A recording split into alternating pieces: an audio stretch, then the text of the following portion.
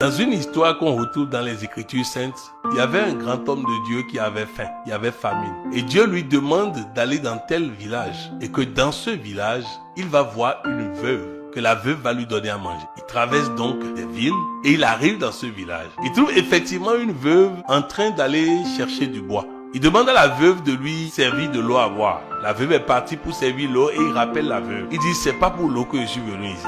Je suis venu pour manger. Alors fais-moi à manger. La veuve de lui répond, aussi vrai que ton Dieu est vivant, il sait que je n'ai qu'une petite portion de farine et un peu d'huile que je veux utiliser pour faire un dernier pain que je vais manger avec mon fils orphelin avant de mourir. C'est notre dernier repas. Et l'homme de Dieu lui répond, non, tu n'as pas compris. Dieu m'a envoyé pour manger ce dernier repas. Elle prépare le repas pour l'homme de Dieu. L'homme de Dieu mange le repas et lui dit, il ne manquera plus jamais chez toi. Elle a trouvé seule à manger jusqu'au moment où la famine a pris fin. Elle était la seule à trouver à manger tous les jours. Je vous donne un autre exemple. Le monsieur va à l'hôpital. On lui annonce qu'il n'y a plus rien à faire pour sa maman. Or, quand il n'y a plus rien à faire pour un médecin, c'est en ce moment que Dieu est content. Ça devient son dossier à lui. Maintenant, on dit qu'il n'y a plus rien à faire. Le monsieur a paniqué. Il a commencé par transpirer. Il a décidé d'aller boire une bière. Donc, il est allé dans les boutiques des stations d'essence là. Et il achète la bière. Pendant qu'il buvait la bière, il voulait sortir. Il voit une femme qui a un enfant au dos, plus 3 autres enfants. Et la dame dit, faites l'aumône à une personne pour que Dieu vous fasse l'aumône. Un truc comme ça. Donc il a pris ce qu'il avait en poche, il a versé à la dame. Après, il finit de boire sa bière, il prend sa voiture, il va à l'hôpital. Il va dans la chambre, il ne voit plus sa maman sur le lit. Donc pour lui, la maman est bonne, on l'a amené à la morgue. Il appelle l'infirmière, il dit, votre morgue ici c'est où? La dame dit, pourquoi? C'était ma maman qui était là, donc certainement ils l'ont amené à la morgue. Il dit, non, la dame qui est ici à la réception attendant son fils pour payer pour qu'il puisse partir. Quelle dame? La dame qui est ici en train de mourir dit, oui, c'est ce qu'on croyait tous.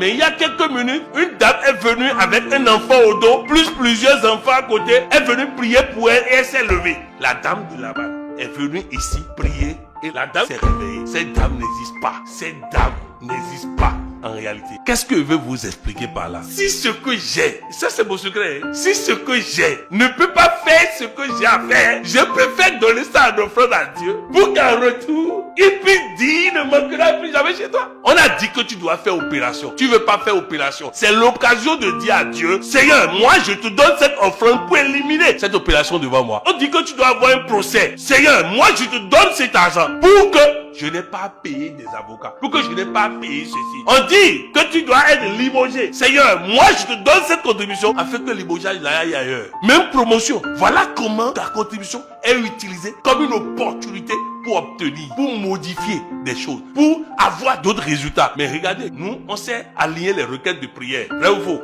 Mais on ne sait pas utiliser tout ce que nous avons fait comme dépense, qui n'a pas généré des recettes. C'est une mauvaise dépense qui n'a pas plu à celui qui est capable de renouveler ça. Ce n'est pas parce qu'une dépense est là et que cette dépense me met la pression que d'office, je dois prendre ce que j'ai et aller régler avec ça. À force de faire ça, on devient pauvre. Donc, dès que j'ai une pression d'argent, il faut d'abord que je tue ce stress-là pour recevoir de Dieu l'orientation. Tu entendras derrière toi une voix qui te dira voici le chemin. Je ne peux pas entendre cette voix s'il y a du bruit en moi. Donc, le bruit qui est là doit se taire afin que je puisse entendre la voix. Sinon, je ferai de mauvaises dépenses. Le stress ne produit rien de bon. Donc, nous devons déprogrammer toute pression financière avant même d'envisager quelques dépenses que ce soit. Vous savez, la santé, c'est quoi en réalité? La santé, c'est le salaire de celui qui fait les choses selon Dieu. La santé, c'est le salaire de celui qui fait les choses selon Dieu. La maladie, c'est celui qui a décidé de ne pas croire à Dieu et de laisser le mensonge venir s'installer dans sa vie qui tombe malade. Sinon, le salaire de celui qui obéit à Dieu, c'est la santé. Aujourd'hui, je vais particulièrement parler de quoi? Je vais vous parler du fait que les personnes qui tombent malades sont des personnes qui ont accepté les mensonges contraires à la parole de Dieu dans leur vie. Si vous n'acceptez pas, si vous ne laissez pas une faille à cela, cela ne peut pas vous pénétrer. On vous a donné l'exemple du coach Benjamin Douamba, qui, un député à l'époque, qui a eu un souci de santé, s'est retrouvé à l'hôpital et le médecin a dit qu'elle sera désormais paralysée d'un côté. Et voici sa réponse. Je veux rentrer chez moi. On lui dit, mais non, il y a le traitement. Il dit, traitement de quoi? Pour me paralyser. Il dit que je vais être paralysé. Si je lui laisse mon traitement, il va me paralyser. Je rentre chez moi. 2 semaines après et jusqu'à aujourd'hui, l'honorable Benjamin Domba marche normalement. C'est pour dire, il aurait suffi que Benjamin Domba accepte ce diagnostic qu'elle aurait trahi Dieu.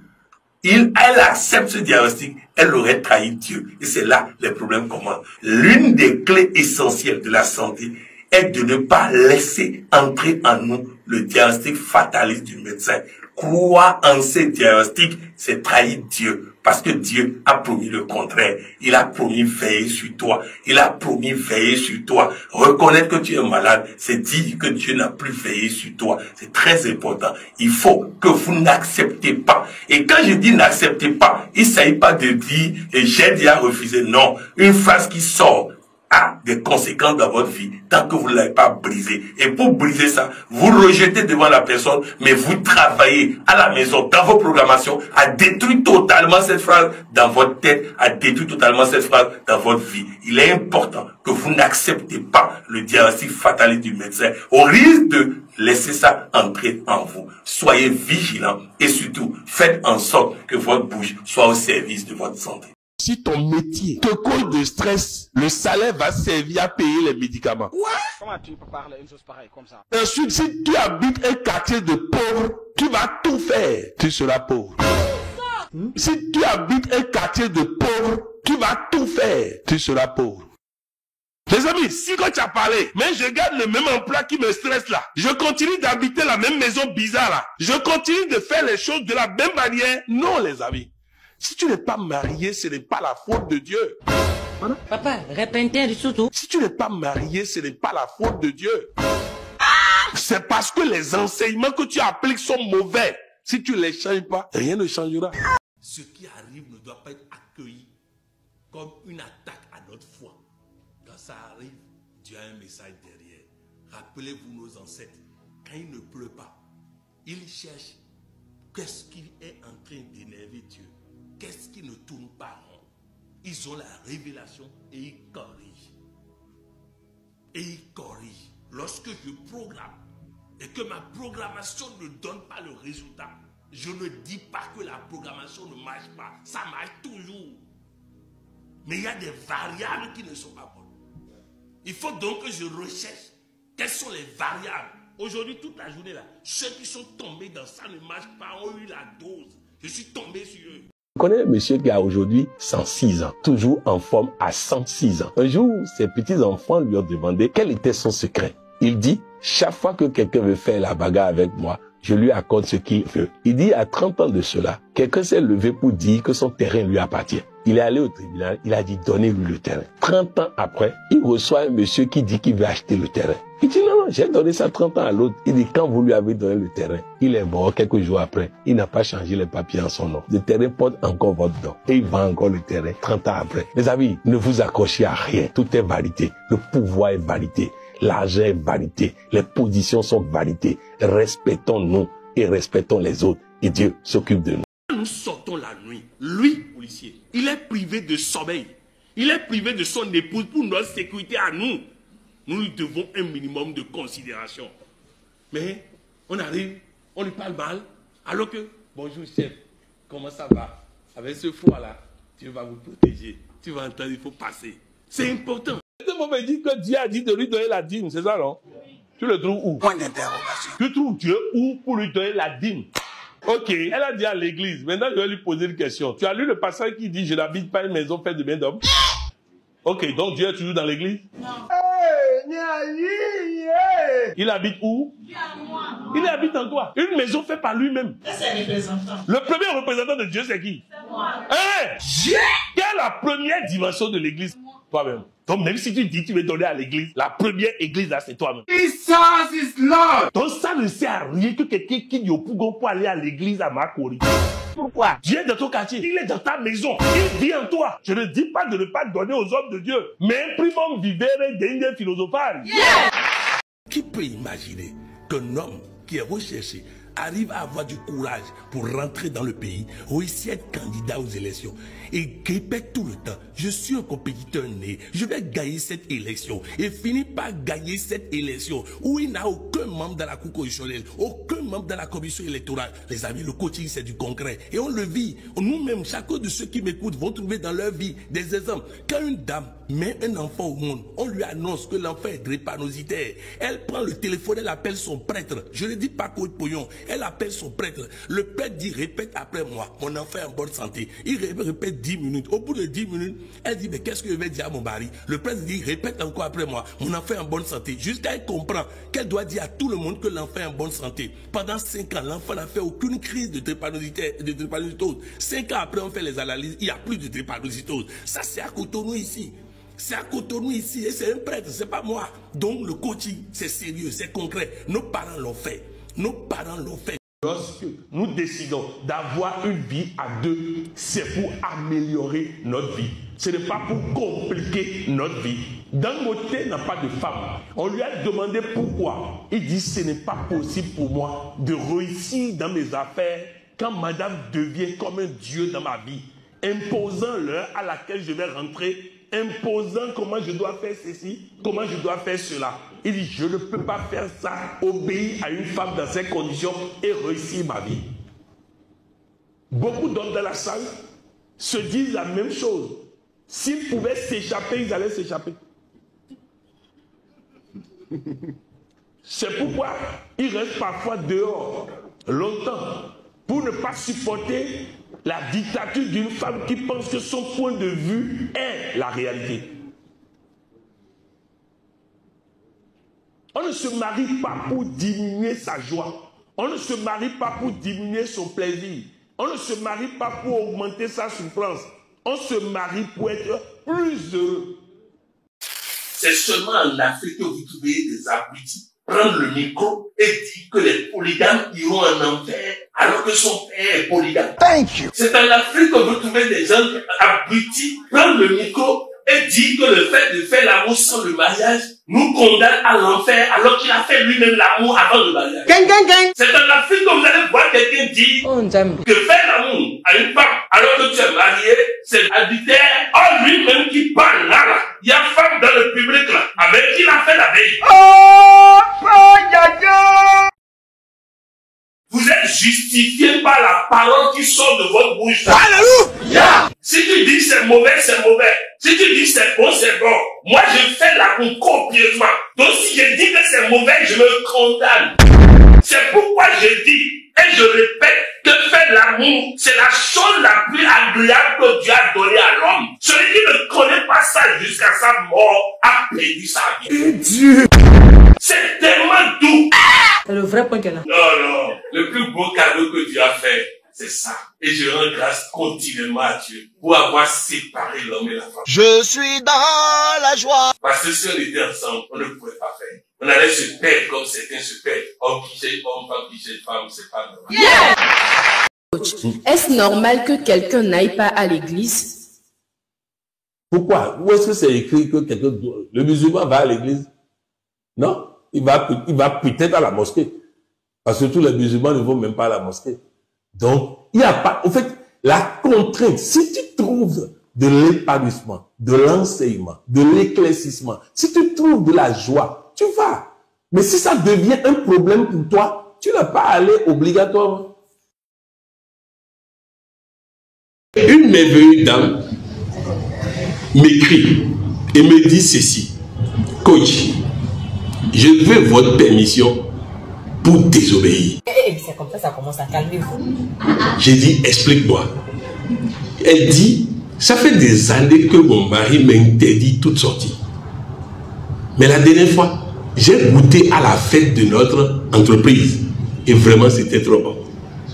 J'ai envie de recommencer par sortir. Mais je veux votre autorisation. Quand vous êtes pratiquement mon papa, je veux votre autorisation. J'ai dit, fais ce qui est bon pour toi. Mais chaque fois que ton mari se plaint, attrape son pied, mets-toi à genoux et demande-lui pardon. Le lendemain, fais encore ce qui est bon pour toi. Et elle m'a donné un témoignage de santé. Et j'ai dit, ok, dans le prolongement de ce témoignage de santé, je veux bien nettoyer ton organisme et je lui ai donné le complément que notre collaboratrice fabrique. Suivez bien. Un mois, jour pour jour après, elle m'envoie un message. Coach, hier, ma soeur est venue à la maison. Elle me dit, petite soeur, c'est pas bien ce que tu fais. Elle dit comment? Elle dit, mais tu ne peux pas te dépigmenter à plus de 50 ans. Hein? Quel produit tu utilises pour devenir clair comme ça? Elle dit produit. Moi, je ne dis pas produit. Elle dit comment? Elle dit, je me suis déshabillé complètement. Elle a vu que c'est la même couleur de peau de la tête jusqu'aux orteils. Elle dit, et c'est quoi? Il dit, chez nous là, parole transformatrice. Et quand ça ne suffit pas là, le coach nous aide à nettoyer l'organisme. Voilà pourquoi mon teint est propre comme ça. Et suivez bien les amis. Je dis, gloire à Dieu. Et je commence pas à m'enthousiasmer. Et il dit, coach, c'est pas fini. Moi j'ai dit, je vais désobéir, non? Désobéissance là, quand c'est fait avec la bénédiction de Dieu là, c'est trop bon. Je viens de gagner une voiture neuve que mon mari vient de lui donner. Ce n'est pas tout. Je pars en France pour mes vacances, mon billet et tout pris en charge par mon mari. Quand j'étais bête idiote à la maison, il ne m'a pas donné voiture. Il ne m'a pas donné... Bon, j'ai parlé pour elle. Ça ne veut pas dire que toi tu dois désobéir.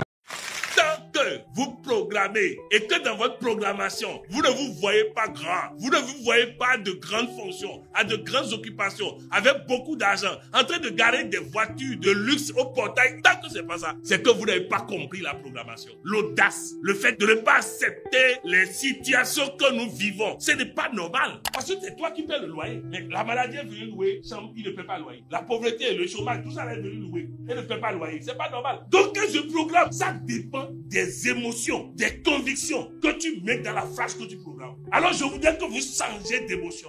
Que chacun de vous, chaque fois, dise à Dieu, c'est toi qui as envoyé pour dire que je ne suis pas n'importe qui. Alors fais en sorte que quand je sors là, on voit que je ne suis pas n'importe qui. Aide-moi, ce que je ne sais pas, enseigne-moi, pour que je corrige. Je vous ai dit, on priait tous les matins et tous les soirs. Pendant 2 mois, tout le monde est dans le groupe de prière. Jusqu'au jour où j'ai pris la parole. J'ai dit, pasteur, aujourd'hui là, on ne va pas faire Alléluia, Amen. Il dit, qu'est-ce qu'on va faire? J'ai dit, aujourd'hui, on va dire la vérité à Dieu. Il dit, c'est quoi dire la vérité à Dieu? J'ai dit, chacun n'a qu'à ouvrir la bouche et dire à Dieu pourquoi il n'est pas d'accord. Et on a commencé, mes chers amis. 45 minutes durant, personne n'a fini. Si vous voyez le pasteur, hey, j'ai dit, pasteur, toi tu as tout ça comme problème. Et tu viens ici, alléluia, alléluia, quel alléluia? Quel alléluia? Le moment est venu pour que les vrais adorateurs adorent Dieu en esprit et en vérité. Tous les matins, quand je me lève, qu'est-ce que je me dis? Est-ce que je me dis qu'aujourd'hui est un jour béni pour moi? Ou bien je dis, aujourd'hui, je vais aller vérifier si ma tension est normale. Non! Ce que tu crois que tu vas avoir dans la journée, c'est ça que tu vas avoir. Si tu crois que ton chômage est fini, c'est que c'est fini. C'est pas amen, c'est croire. C'est croire. Et si tu estimes que tu ne crois pas assez, répète ça jusqu'à quoi? Que pensez-vous d'un homme qui est toujours violent jusqu'à lever la main sur sa copine? Ah, maintenant, je ne sais pas, penser, ce que je pense là, ça va changer quoi? À la copine de CB, soit elle s'aime et elle quitte la relation, soit elle va faire une formation dans les arts martiaux et la prochaine fois qu'il lève la main, il se retrouve au sol. C'est ça l'amour de soi. Chers élus, je vous salue avec beaucoup d'amour, de respect et de considération. J'ai promis vous partager des connaissances qui vont vous éclairer. Mon peuple périt faute de connaissances, a dit Dieu. Aujourd'hui, je vais vous parler de la programmation. La programmation qui est une façon de donner des ordres à son inconscient pour exécuter de façon automatique des tâches. Lorsque je donne des ordres à mon inconscient pour transformer tout ce qui m'arrive en santé, je serai toujours en bonne santé. Lorsque je donne des ordres à mon cerveau pour transformer tout ce qui m'arrive en abondance financière, j'aurai toujours l'abondance financière. C'est pourquoi je déplore les combats spirituels. Car les combats spirituels donnent à notre inconscient des ordres pour transformer les choses en maladies, en problèmes. Car nous ne parlons que des problèmes. Alors que non, La programmation positive et mentale nous permet de programmer consciemment de bonnes choses sur nous-mêmes. Voilà pourquoi j'ai sorti le logiciel de la restauration et de la réussite intégrale que vous pouvez trouver en tapant cette expression sur le net. Vous tapez logiciel de la restauration et de la réussite intégrale, vous allez trouver. C'est un document de 13 paragraphes qui, lorsqu'il est répété régulièrement, nous assure la santé, le bien-être, la réussite, l'abondance financière et tout. En dehors de ça, j'ai sorti un autre document, le logiciel de l'argent. Vous écrivez aussi le logiciel de l'argent. Vous allez trouver ce document. Là, c'est 10 paragraphes. C'est un document universel lorsqu'on veut avoir de l'argent. On programme le logiciel de l'argent et on a l'argent. Alors, ce que je vais vous recommander et que je recommande à mes collaborateurs depuis un certain temps, c'est que quand vous vous levez le matin, vous prenez le logiciel de restauration et de réussite intégrale et vous répétez chaque phrase 7 fois. Lorsque vous terminez ça, vous enclenchez en même temps le logiciel de l'argent et vous répétez chaque phrase 7 fois. Vous faites ça le matin, vous faites ça à midi, vous faites ça le soir. En tout cas, trouvez 3 fois un temps dans la journée pour faire ça. Faites ça 3 fois dans la journée afin d'avoir les 21 fois recommandées et vous aurez la réussite, vous aurez le bien-être, vous aurez l'épanouissement, vous aurez tous les bons, vous aurez la santé, vous aurez quoi encore que vous voulez. En tout cas, vous aurez tous les bons. Je dis donc, le matin, je répète le logiciel de restauration et de réussite intégrale, chaque phrase 7 fois. Et juste après, j'enchaîne avec le logiciel de l'argent, chaque phrase 7 fois. En tout cas, moi, je le fais matin, midi, soir. Et ça me suffit pour être invincible, pour être en bonne santé, pour être heureux, pour être épanoui, pour avoir l'abondance financière et pour briller. Oui, c'est ça. Le coaching, ça fait du bien. Alors oui, programmons. Chacun de nous n'a qu'à programmer. Depuis quelque temps, on avait l'habitude de programmer le logiciel de la restauration et de la réussite intégrale. Mais depuis certaines révélations, j'ai compris qu'il faut ajouter en même temps le logiciel de l'argent. Voilà ce que je voulais partager avec vous. Programmer sans cesse et surtout, partagez ça autour de vous afin que les êtres humains soient non seulement protégés, en bonne santé, heureux, abondamment riches et surtout dans la réussite. Que Dieu bénisse chacun de vous, que Dieu vous aime comme je vous aime et qu'il vous apporte tous les bons. C'était Patrick Avant-Pouillon, coach et professeur émérite en coaching intégral. Chers élus, bonjour et merci d'exister. J'ai promis revenir très souvent avec des capsules pour vous aider à comprendre la vie, à mieux aborder la vie et à réussir la vie. Aujourd'hui, je voudrais vous parler des soi-disant faiblesses sexuelles. En fait, je dis soi-disant car très souvent, il n'y a même pas faiblesse sexuelle. Supposons même qu'il y ait faiblesse sexuelle. Je vais vous dire comment aborder ça pour que personne ne vienne vous mentir avec des solutions extérieures à vous. La faiblesse sexuelle peut découler d'une mauvaise alimentation. La faiblesse sexuelle peut découler d'une insuffisance en eau de l'organisme. La faiblesse sexuelle peut découler d'une absence de marche et de mouvement. La faiblesse sexuelle peut découler d'une absence de vibration positive. La faiblesse sexuelle peut découler d'une absence d'attitude positive. En d'autres termes, je suis en train de vous dire que si vous appliquez les 5 clés de santé totale, vous ne pouvez pas souffrir de faiblesse sexuelle. Je répète, si vous appliquez les 5 clés de santé totale, vous ne pouvez pas souffrir de faiblesse sexuelle. Il s'agit de quoi? La première chose, la programmation. Vous avez la programmation disponible sur Internet. Écrivez le logiciel de restauration et de réussite intégrale. Et vous trouverez le document de programmation qui, lorsqu'il est répété souvent matin, midi, soir, met votre dynamique mentale en phase avec vos objectifs de réussite, de santé, de bien-être, d'abondance et autres. Donc, première chose, une personne qui répète régulièrement des phrases positives sur elle-même ne peut pas, je répète, ne peut pas manquer de bien-être, de santé et ne peut pas souffrir de faiblesse sexuelle. La deuxième condition pour que vous puissiez jamais, à grand jamais, souffrir de faiblesse sexuelle, c'est la thérapie de l'eau. Si vous buvez de l'eau régulièrement, vos organes, dont les organes génitaux, sont suffisamment irrigués car ce sont des organes qui vivent dans l'eau. S'ils sont desséchés, ils ne peuvent pas faire leur travail. Donc, il faut boire l'eau régulièrement. La troisième chose, il faut manger matin, midi, soir. Il faut manger matin, midi, soir. Car le repas du matin supporte la charge de la matinée. Le repas de midi supporte la charge de l'après-midi. Et le repas du soir supporte la charge de toute la nuit. Donc, si vous ne mangez pas matin, midi, soir, vous déséquilibrez votre organisme et vous créez peut-être des problèmes de faiblesse sexuelle pour l'avenir. Il faut corriger tout ça. Nous devons manger matin, midi, soir. Et si vous avez peur de grossir après avoir mangé, prenez du thé au citron, du thé Lipton au citron. Ça permet d'éviter que vous puissiez grossir. Toujours en termes d'alimentation, vous devez manger des épices, des fruits et des légumes. Vous devez manger les sauces feuilles souvent, les repas à base de légumes. Vous devez manger des repas épicés. Vous devez manger des repas à base de fruits. Si vous mangez des épices, des fruits et des légumes régulièrement, vous ne pouvez pas souffrir de faiblesse sexuelle. Mes chers amis, c'est important que vous puissiez faire l'amour et correctement. C'est un devoir divin.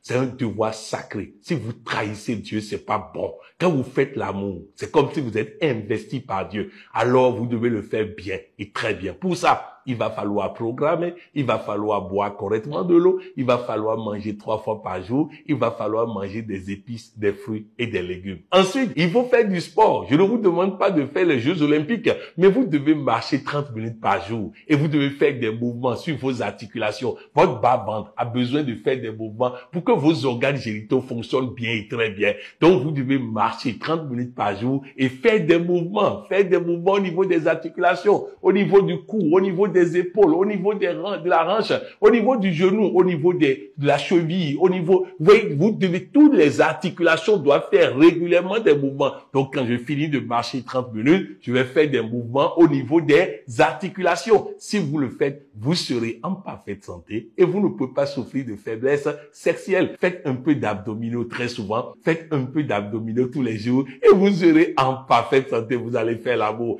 Enfin, il faut garder une attitude positive. Quand les gens amènent leurs problèmes, je m'en fous, ça ne me regarde pas. Quand on m'amène des mauvaises nouvelles, les mauvaises nouvelles sont des nouvelles du passé. Ça ne me concerne pas. Alors si vous raisonnez comme ça, vous ne pouvez pas souffrir de faiblesse sexuelle. En tout cas, cherchez les 5 clés de santé totale que j'ai partagées et mon prochain livre sur la santé, le livre qui va sortir lors du sommet mondial du coaching. Oui, nous nous réunissons à Bassam en Côte d'Ivoire pour le 9e sommet mondial du coaching du 13 au 16 août 2025. Alors oui, dans le cadre de ce sommet mondial, je vais sortir un nouveau livre sur coaching et santé totale. Dans ce livre, je parlerai des 5 clés de santé totale, je parlerai de faiblesse sexuelle ou de performance sexuelle pour que tout le monde puisse être performant au lit, car c'est un devoir divin. Je suis content quand le monde entier est efficace au lit. Dieu même est content, il danse dans le ciel et bénit ceux qui ont contribué à ça. Et c'est pourquoi je continuerai de donner des enseignements qui vont permettre à chacun de nous d'être efficace, performant, dynamique, compétent au lit, afin que l'autre puisse glorifier Dieu au travers de nous. Voilà ce que je voulais partager avec vous. Appliquez les 5 clés de santé totale et chassez les faiblesses soi-disant sexuelles de votre vie une fois pour de bon. Je vous salue, je vous aime. C'était Patrick Abampoyon, coach et professeur émérite en coaching intégral.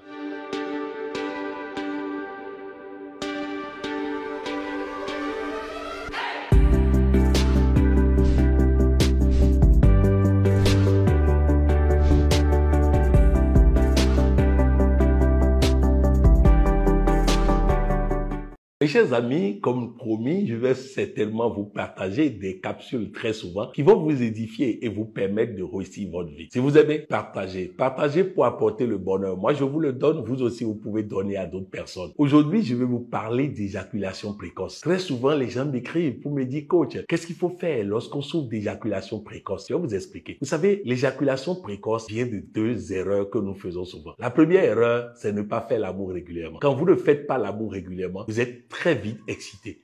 Résultat, l'excitation intense entraîne l'éjaculation précoce. Si vous faites l'amour plus souvent, vous n'allez pas souffrir d'éjaculation précoce car votre excitation ne sera pas aussi grande que ça. C'est l'absence de régularité qui entraîne une excitation extrême et qui vous amène à éjaculer trop rapidement. Je vais vous donner un exemple. Un jeune homme qui n'a jamais fait l'amour et aller payer une prostituée pour faire l'amour avec elle. La prostituée s'est déshabillée et il a éjaculé. Et la prostituée lui a dit, le premier coup est passé, donc l'argent est fini. Tu dois payer pour faire un autre. Bref, il n'a même pas touché la femme. Le simple fait de voir la femme nue, il a éjaculé parce qu'il n'a jamais vu ça. Vous comprenez donc, il faut que vous puissiez faire régulièrement l'amour pour ne pas souffrir d'éjaculation précoce. Deuxième raison qui fait qu'on souffre d'éjaculation précoce, c'est le fait qu'on fait l'amour de façon mécanique comme des animaux. Prenez le temps de causer. Prenez le temps de vous caresser. Prenez le temps des préliminaires.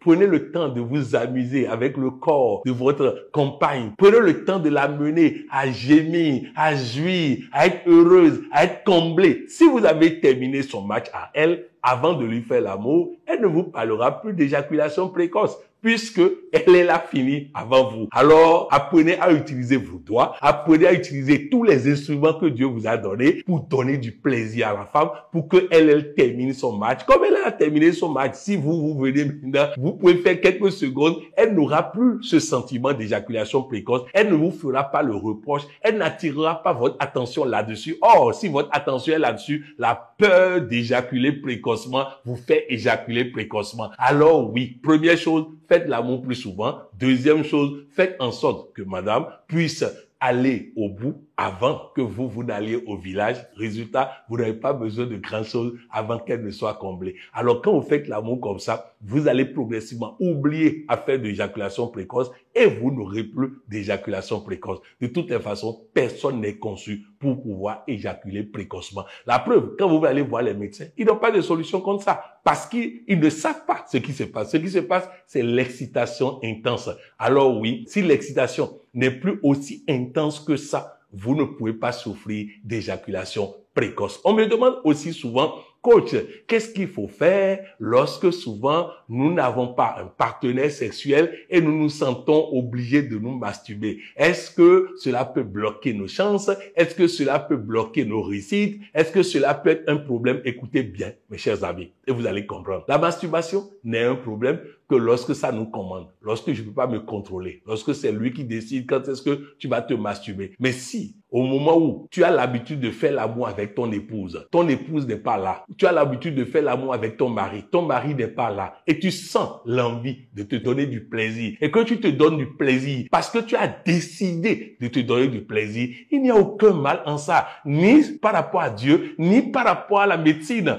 Nous devons comprendre que ce dont on parle en disant que c'est mauvais, c'est la dépendance à la masturbation qui fait que lorsqu'un homme est dépendant à la masturbation, quand il voit maintenant une femme, ça ne lui dit plus rien. Lorsqu'une femme est dépendante à la masturbation, quand elle voit maintenant un homme, ça ne lui dit plus rien. Donc nous devons, si nous nous retrouvons dans une situation où notre partenaire sexuel n'est pas là, où nous sentons le besoin de jouir, de nous donner du plaisir, il n'y a pas de problème. Faites-le en étant maître de ça. Ne dépendez pas de ça, car la dépendance est une mauvaise chose. Voilà ce que je voulais partager avec vous. Je sais que j'ai fait œuvre utile et que certains hommes ou certaines femmes vont être comblés désormais dans leur couple grâce à cette capsule. Partagez cette capsule. Aidez les gens à comprendre. Aidez les gens à réussir au lit, car si on ne réussit pas au lit, tout le reste est à l'eau. Donnez-nous du plaisir, donnez-nous du bonheur et tout ira très bien. C'était Patrick Avant-Pouillon, coach et professeur émérite en coaching intégral. En ce premier jour de la rentrée scolaire dans plusieurs pays d'Afrique, il me paraît essentiel d'attirer l'attention des acteurs du système éducatif sur un problème sérieux que pose l'école de Jules Ferry. Vous savez, en Europe, les enfants à la maison, c'est un problème pour les parents. Et donc, on fait tout pour que les enfants soient à l'école. Résultat, l'école de Jules Ferry a prévu beaucoup de mathématiques, beaucoup de français, beaucoup d'histoire géo, beaucoup de biologie, afin que l'enfant soit tout le temps à l'école pour ne pas être seul à la maison. Non, pas ce problème en Afrique. Et ainsi, depuis quelque temps, nous constatons que les écoles utilisent les mercredis soirs. Ils utilisent toute la journée de samedi. Ils utilisent parfois les dimanches. Ils utilisent les congés. Ils utilisent les vacances. Résultat, nos enfants n'ont plus le temps pour jouer. Première chose. Mais en plus de ne pas avoir du temps pour jouer, ils n'ont plus du temps pour suivre leur papa dans son lieu de travail, pour suivre leur maman dans son lieu de travail. Ils n'ont plus du temps pour être à la cuisine avec leur maman. Ils n'ont plus du temps pour faire du scoutisme, pour apprendre ces compétences utiles à la vie. Vous savez, j'ai été à l'école, comme vous le savez. Les histoires géo que j'ai eu à faire, je ne sais pas à quoi ça me sert aujourd'hui. la biologie que j'ai eu à faire, je ne sais pas à quoi ça me sert aujourd'hui. Pour qu'on ne pense pas que je suis en train de parler en l'air. La Finlande a décidé de supprimer les matières pédagogiques. Désormais, on vient en classe et on dit à l'enfant, demain, dans l'avenir, tu seras dans telle situation. Pour ça, tu as besoin de certaines notions en français qu'on va te donner. Et on lui donne les notions dont il a besoin pour la langue là. On lui donne les notions dont il a besoin pour les mathématiques, pour les sciences physiques. Nous devons obliger les directeurs d'établissement à respecter le mercredi soir libre pour les enfants, à respecter le samedi soir libre pour les enfants, à respecter les congés libres pour les enfants. Sinon, nous ne pouvons pas permettre à nos enfants d'avoir les aptitudes de ceux qui réussissent. J'ai étudié la vie des 300 hommes les plus riches du monde. Tous autant qu'ils sont, ils allaient au lieu de travail de leurs parents. Tous autant qu'ils sont, ils ont à un moment donné abandonné l'université pour aller apprendre la vraie vie. Et c'est ça qui les rend riches. Si nous continuons comme nous sommes en train de faire, en tuant le mercredi soir, en tuant le week-end, en tuant les congés, en tuant les vacances, nous fabriquerons des fonctionnaires qui seront même de mauvais employés pour l'État. L'État doit prendre ses responsabilités en obligeant les établissements à le faire. Nous allons faire ça cette année, mais d'ici l'année prochaine, il va falloir diminuer la dose de mathématiques, la dose de biologie, la dose d'histoire géo, afin de réduire le temps que les enfants passent à l'école dans cette théorie qui ne sert pas à grand chose dans la vie de nos enfants, dans l'avenir de nos enfants. En tout cas, je tenais à prendre mes responsabilités en attirant notre attention là-dessus. Un jour, un monsieur fidèle d'une église est allé voir le pasteur. Un de ses beaux-parents est passé dans la pièce d'à côté. Il annonce au pasteur qu'on lui a demandé de donner une cotisation de 40 000 francs pour les funérailles. Le pasteur lui répond qu'il n'a pas les moyens. Prie pour lui. Il se retire et sort. Au dehors, il voit 40 000. Exactement le montant que le pasteur vient de prier que Dieu va lui donner. Il retourne dans la maison pour rendre grâce à Dieu pour les 40 000 que Dieu vient de lui donner. Immédiatement, une dame rentre dans la maison en pleurant. J'ai perdu 40 000 et on m'a dit que la personne qui a pris est rentrée dans cette maison-ci. Voilà un test de Dieu pour voir si tu as vraiment tourné tes yeux vers lui et lui seulement. Ce merveilleux monsieur a remis les 40 000. Il était donc assis à se poser des questions sur quel était le message de Dieu. Lorsque les anciens de l'église sont venus voir le pasteur leur raconte l'histoire et un d'entre eux dit « Cotisons de l'argent pour le soutenir ». Ils ont cotisé 360 000. Dieu voulait lui donner près de 10 fois, exactement 9 fois ce que la dame a perdu et qu'il a ramassé. Mais s'il s'était accroché à ces 40 000 francs CFA, il n'aurait jamais eu les 360 000 francs CFA. Voilà comment nous perturbons notre inconscient. Si tu ne bois pas de l'eau régulièrement, tes organes sont desséchés. Si tu ne bois pas de l'eau régulièrement, c'est ça qui entraîne les maux de tête. Si tu ne bois pas de l'eau régulièrement, ils vont mentir dans ta vie et dire qu'ils ont trouvé diabète. Si tu ne bois pas de l'eau régulièrement, ils vont dire que tu es grippé et après sinusite. Si tu ne prends pas de l'eau régulièrement, les médecins vont mentir sur ta vie et développer leur vocabulaire qu'ils ont appris à l'école sur ta vie. Boire de l'eau régulièrement réduit drastiquement les possibilités pour toi de tomber malade. Boire de l'eau régulièrement rend ta peau douce. Car les peaux caouteuses et sèches sont des peaux de personnes qui ne boivent pas de l'eau régulièrement. Boire de l'eau régulièrement irrigue ton organisme et tu ne peux pas souffrir de sécheresse vaginale. Boire de l'eau régulièrement apporte la santé, la vivacité, la douceur, la gaieté. Bref, il faut boire l'eau régulièrement. Et comme votre organisme ne connaît plus l'eau, il faut vous éduquer à boire de l'eau. Un demi-verre d'eau chaque 2 heures pendant 2 semaines. Après les 2 semaines, j'attaque maintenant un verre d'eau toutes les 2 heures pendant au moins 1 mois. Et après, je commence par tester un verre d'eau chaque heure. Car si vous calculez un verre d'eau chaque 2 heures, ça ne fait même pas 2 litres d'eau par jour. Donc, si vous êtes à un verre d'eau toutes les 2 heures, vous n'avez pas suffisamment d'eau dans votre corps. Et quand vous n'avez pas suffisamment d'eau dans votre corps, c'est comme si vous avez envoyé une invitation aux maladies. Daniel Depo était pauvre et il avait une église qui ne marchait pas. Un beau jour, il faisait une prière fervente. Il était en train de dire à Dieu que s'il ne l'a pas appelé au ministère, il n'a qu'à le libérer. Et que s'il l'a appelé, l'argent doit sortir. Et Dieu lui a posé une question. Toi qui me dis de bénir l'église, toi tu as donné quoi à l'église? Point d'interrogation. Question banale. Il dit, voilà pourquoi les hommes de Dieu sont pauvres. Ils reçoivent quelqu'un qui ne mange pas. Ils finissent la prière, la personne prend 3000 et lui donne. Il doit ajouter au moins 2000 et lui redonner 5000. Quoi? Il doit ajouter au moins 2000 et lui redonner 5000. Mais pourquoi? Il sera béni pour avoir donné 3000 et lui aussi sera béni pour avoir donné 5000. La générosité doit être à double sens. Sinon, la personne qui donne est bénie, la personne qui reçoit est maudite. Papa, répète surtout. La générosité doit être à double sens. Sinon, la personne qui donne est bénie, la personne qui reçoit est maudite. Antoine, qu'est-ce qui t'arrive, Antoine, mon Dieu, mon chéri? Même à la maison, beaucoup de personnes disent mon mari est pingou. Mais c'est à force de donner à sens unique qu'il perd l'envie. Apprenons à donner vice versa. Il me donne, je lui donne. Il me donne, je lui donne. C'est cette compétition-là qui rend riche. Une femme qui a peur de la concurrence risque de créer la concurrence. Car la parole de Dieu dit, c'est ce que tu crains qui t'arrive.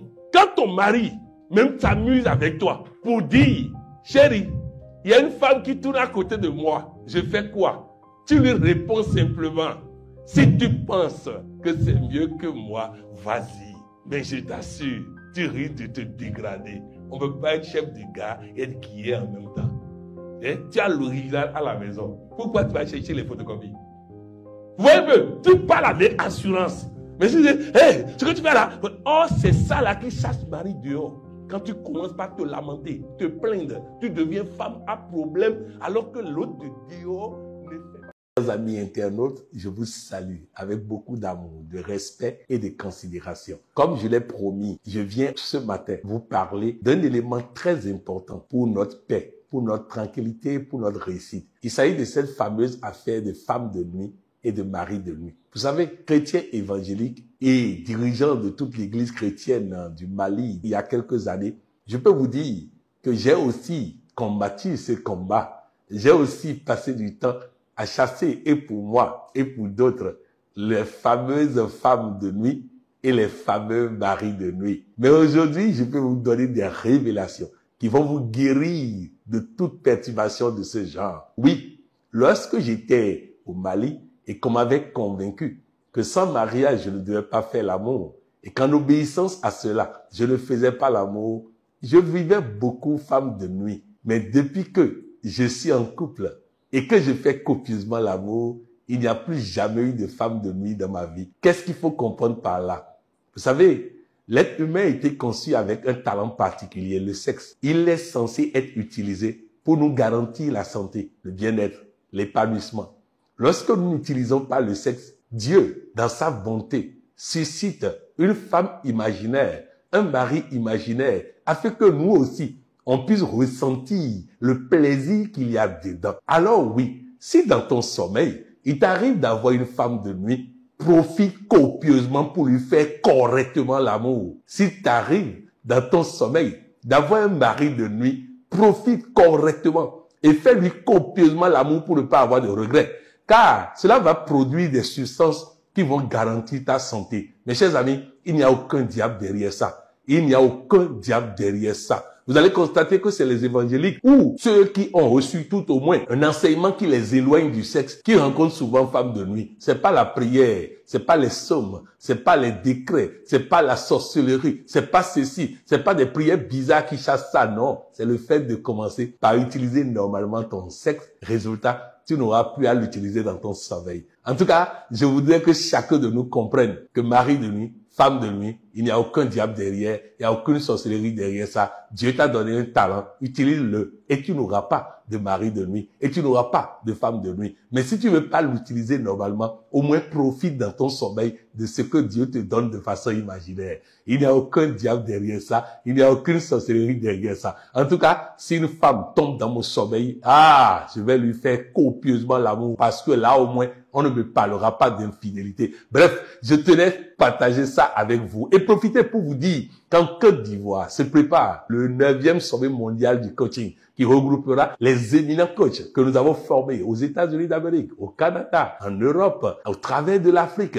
Nous nous retrouvons chaque année pour densifier les connaissances, pour affirmer les connaissances, pour faire en sorte que nous soyons dangereusement contagieux. Et cette année, vous savez, ce serait à la veille des élections en Côte d'Ivoire. Et j'ai vu plein de personnes en train d'aller en vacances parce qu'ils ne savent pas que lorsque le coaching siège dans un pays, il y a la paix. Il y a la sécurité, il y a la tranquillité. Regardez la Côte d'Ivoire, à quelques mois des élections, il y a la paix. Oui, parce que nous avons aussi comme obligation de veiller à la paix et à la tranquillité dans nos nations. En tout cas, nous sommes à Abidjan, nous sommes en train de préparer le sommet mondial et nous espérons que vous serez avec nous pour profiter de ces moments et surtout pour rencontrer ces coachs venant de partout dans le monde pour qu'ensemble, nous puissions communier et faire en sorte que nos vies soient une réussite parfaite pour la gloire de Dieu. Voilà ce que je voulais partager avec vous et surtout n'oubliez pas, faites l'amour correctement, faites l'amour copieusement, faites-le sur le lit, faites-le sous le lit, faites-le à la toilette, faites-le à la cuisine, au salon, faites-le au balcon, faites l'amour,